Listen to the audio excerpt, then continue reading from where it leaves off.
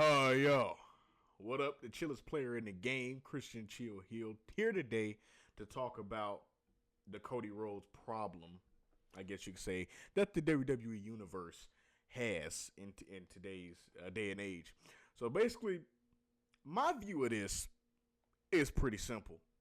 I think that Cody Rhodes has fallen victim to the John Cena syndrome. And what the John Cena syndrome is, if you do not know, I say the John Cena syndrome, meaning you, which is a good syndrome to have when I explain it, you are put in position to win so much, like you're booked to win so much. You win at pay-per-views, you win it, you win on Raw, you win on SmackDown, whatever the case may be.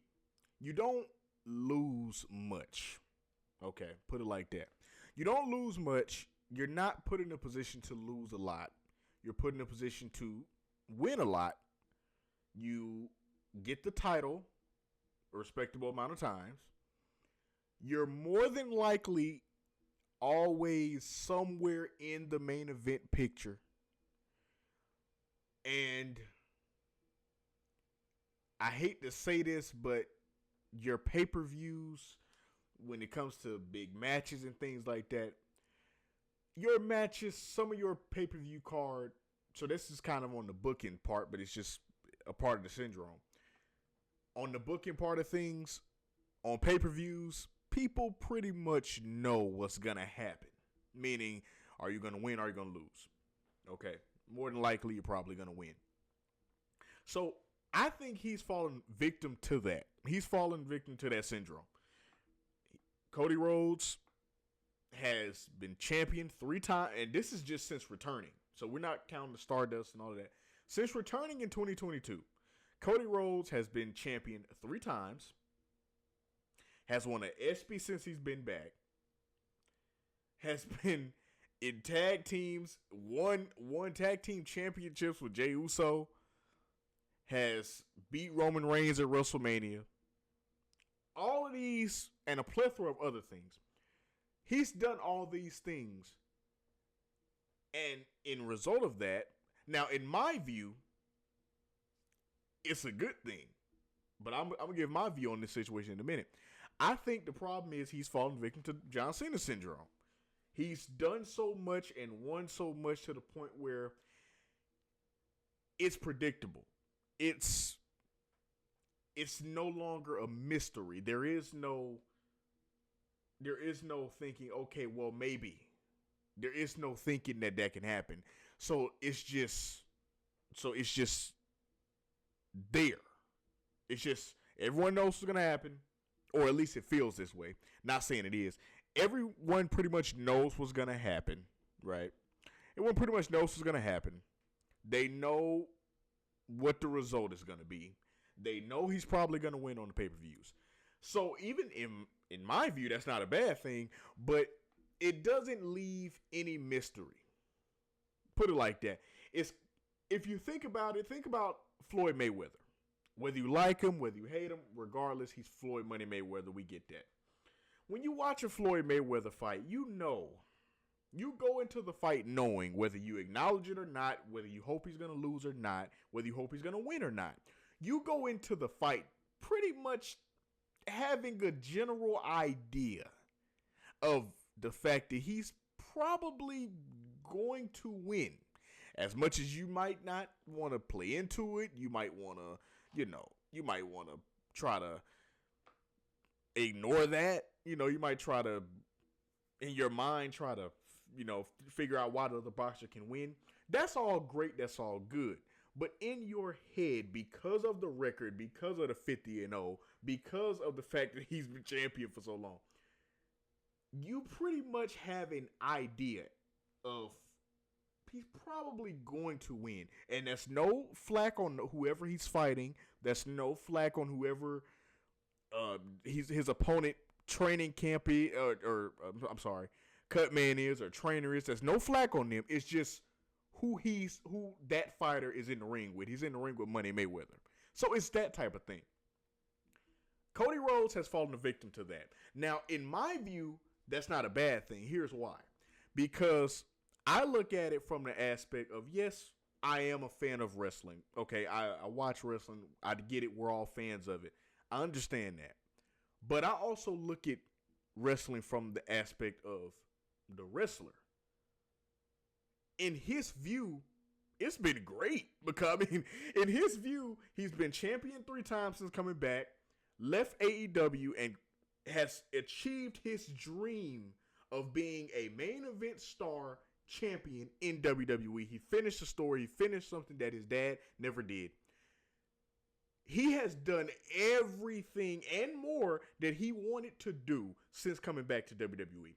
So from his view, and that's the view I'm looking at it from his view, life is great. I mean, because he's done pretty much everything he wanted to do. Now, that's why I don't necessarily consider it a bad thing. Whenever someone has a reign of dominance, I don't necessarily look at it as a bad thing because I'm looking at it from their view, but I can also look at it from both sides. Looking at it from both sides, Cody's view of it is probably going great. He's got the podcast going. He's got a media platform going. He's champion right now, about to go to WrestleMania once again as champion, going against Cody Rhodes, somebody who he's always looked up to, his mentor, someone he was in legacy with. So that's a great story. I know he's feeling amazing about going into that match. So many things are falling in place and so many things are going right for Cody. This can't be, obviously I don't know him to know this, but in my opinion, things can't go any better for Cody right now as far as, you know, yes, he lost at WrestleMania. Okay, that's cool. He lost at WrestleMania against Roman and against John. But other than that, it's been going great. I mean, if you really look at his reign. Now, that's his view of it. Now, going back to the Cody Rhodes Problem, which is in, you know, the fans' view of it, you know, the people who, you know, the people who dedicate their time and their energy and their emotion to this, like myself, from the fan view of it, it's not necessarily the most exciting product because ask yourself this question. If you knew the result of something, what's the point of investing your time into it?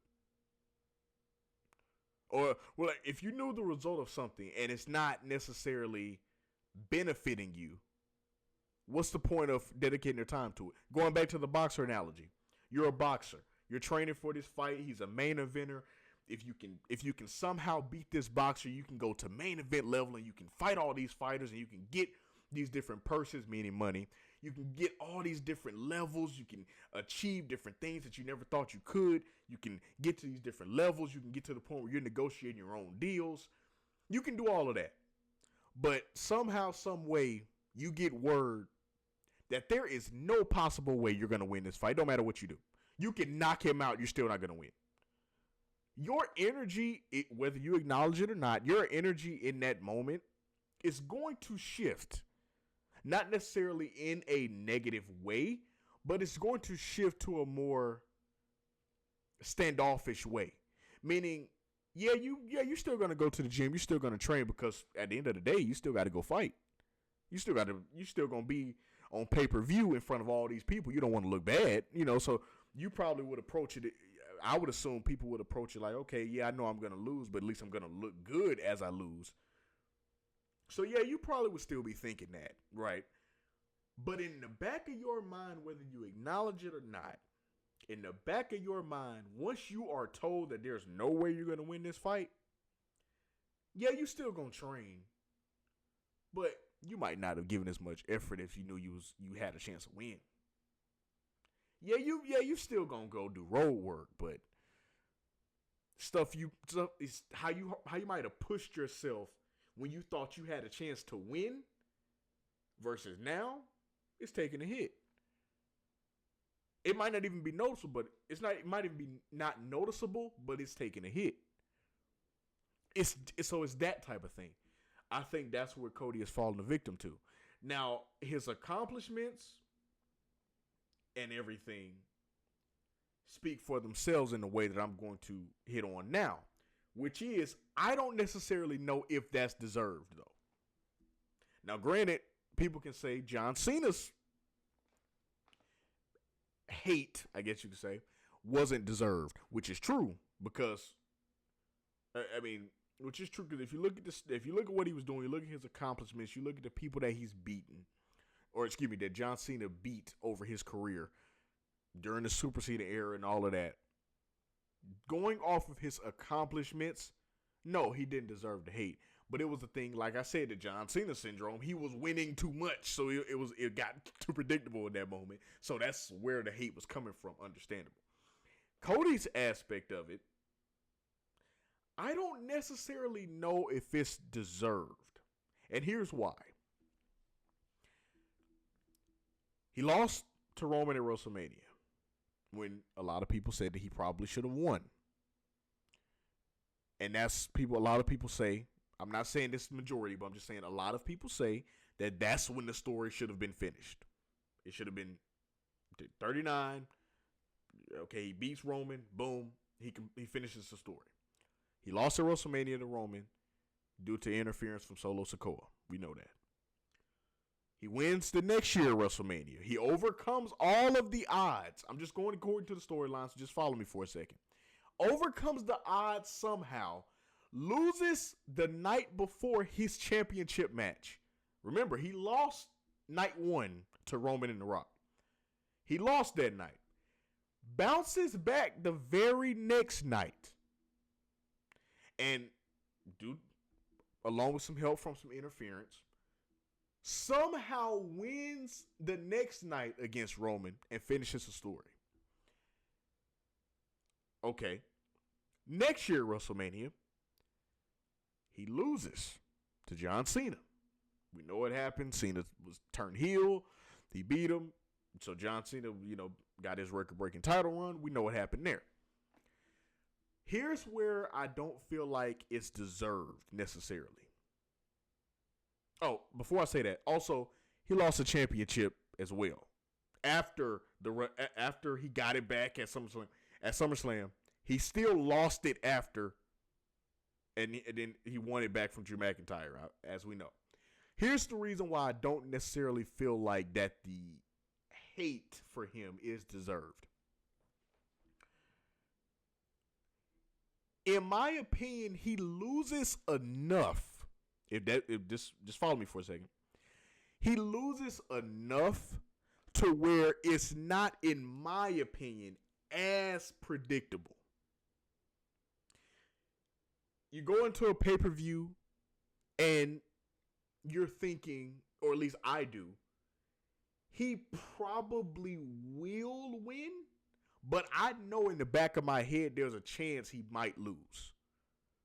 With John, it felt more like, yeah, he's probably going to win, and it just stayed there. He's probably going to win. It stayed there.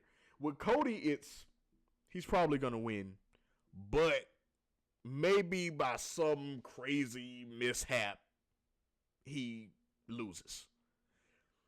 That's why I don't necessarily feel like the hate for him is as deserved.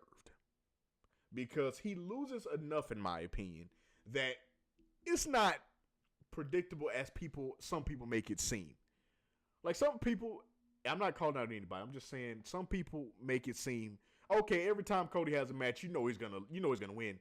Not necessarily. Not necessarily. He lost to Roman, lost to John, lost a championship after that. So it's not necessarily he's just sealed in to win.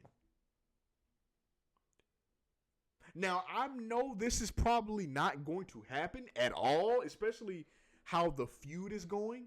This is probably not going to happen at all, but I hate to say it. If Cody Rhodes, the American Nightmare, somehow loses at WrestleMania to Randy Orton, as crazy as it sounds, I'm not surprised. Because I don't think Cody is just sealed in to win predictable as John was. I think that's a little bit overblown, in my opinion. Because, like I said, if he loses to Randy, I'm not necessarily surprised. Well, You know what? I lied. I'll take that back. I'm surprised, but not for the reason that Cody lost. I would be surprised from the fact that I would be more surprised from the fact that even though Randy is a legend, and maybe they would be trying to do like a tribute kind of thing, which I can understand. And if that's the motive, if he loses, then I completely understand it and I completely respect it. But if Randy would win, I would just be surprised because with Randy being, respectfully older, which it doesn't matter. He's still amazing. Like Randy Orton is still Randy Orton. Now, everybody's seen what he did to Cody on SmackDown the other week. He's still amazing, okay? Randy Orton is still Randy Orton, okay? The 3 most dangerous letters in wrestling, all that. RKO, still amazing. But I would just be surprised that they gave him the title with him being, advanced in, kind of advanced or being kind of a vet, respectfully. But I would kind of be advanced. I kind of be surprised of that. But if they're trying to do a tribute to Randy thing, I would understand it. But that's the only thing that would surprise me. Nothing about Cody losing would surprise me because I've seen Cody lose enough to where I know it's possible. With John, I felt like that necessarily wasn't the case. John, you pretty much knew, like I said, he's probably going to win, and it stayed at that. With Cody Rhodes, he's probably going to win, but there's a chance he could lose if something doesn't go his way. So that's why I feel like the undo John Cena syndrome is not necessarily. That's just my opinion, though. I think people need to chill out with that.